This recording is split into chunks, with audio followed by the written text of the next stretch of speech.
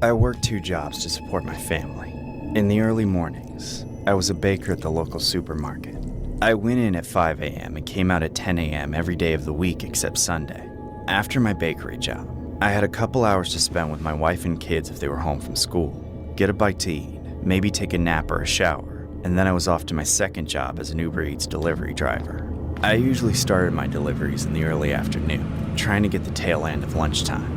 Then I would go till 7 or 8 p.m. to get the peak dinner hours. I could never get through any more than that, as by that point I've been up for almost 14 hours, and I've driven all over a dozen times. One night, my wife called me around 6:30 asking me to come home to spend time with her and the kids. I told her I would finish my last delivery, which luckily wasn't too far from the house. Then I'd head home. The house was in the neighborhood right next to ours, so it felt like I was delivering to a neighbor when I parked by the curb at the address. I got out of my car with the food and walked up the path to the door, knocking a few times.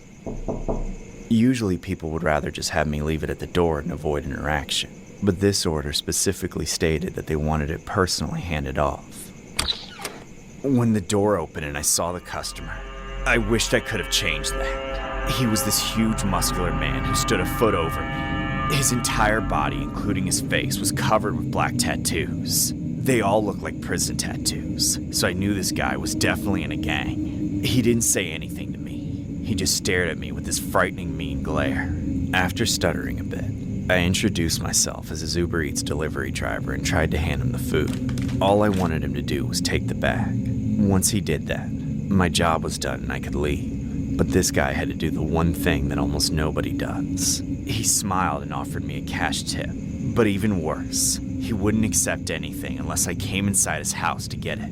Not only was entering a customer's home a violation of company rules liable to get me fired, but I was also terrified by the thought of going in there more than anything. I refused the tip and pushed the food a little closer to him, but then the man's smile disappeared. He demanded I go into the house to receive my tip. I said no once again, and before I could even close my lips, the man grabbed my arm. Ah! No! Let go! I pulled back as he tried to drag me into the house. I dropped the food and begged him to let me go and take it, but he didn't want anything to do with it. All he wanted was me.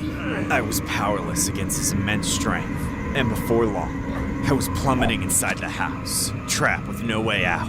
No, please, you have to let me go! I have a family! Empty your pockets, bitch! Okay, just please don't hurt me!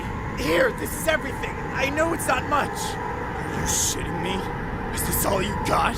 All the Uber Eats chops and tips you get on a daily basis, and this is all you got to offer me? I don't carry cash and I just paid rent yesterday. But you could go ahead and max out my credit cards. I won't press charges, I swear. Just please have mercy on me. You're gonna pay with your life! My husband said he'd be home by 7 p.m. that night. 7 p.m. came and went. I called him and texted him again and again, but I never heard a thing. I stayed up all night, worried sick, wondering what could have happened to him. He said his last delivery wasn't far from the house, so he had to be close. The thought that he was lying to me only lasted a moment. I knew something was wrong. Something must have happened to him, as he wasn't the type of guy to go out and do suspicious things. I called the police in the early hours of the following morning to report him missing. I told them he was an Uber Eats driver, so they were able to use the GPS data from the company to find his last known location. Sure enough, it was right where he said he'd be, not too far from our house at all, but by then, his car wasn't there.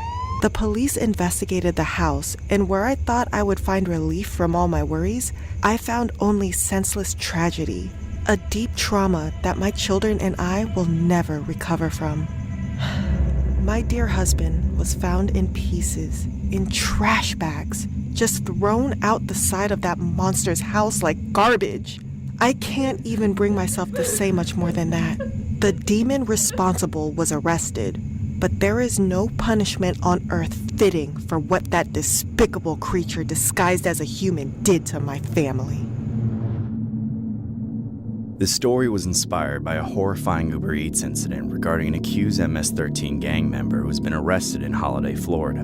and charged in what the sheriff described as a demonic slaying of an Uber Eats delivery driver whose dismembered remains were found at the suspect's home. The suspect in question was 30-year-old Oscar Salas. He is the resident of the home where the Uber Eats driver made his final stop.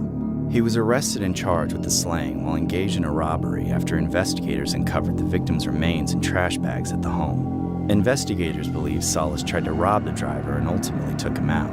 The driver was not far from his own house that night when he texted his wife to say he was making his final delivery and would be home soon. The victim was 59-year-old Randall William Cook. That was the last time the wife would hear from her husband.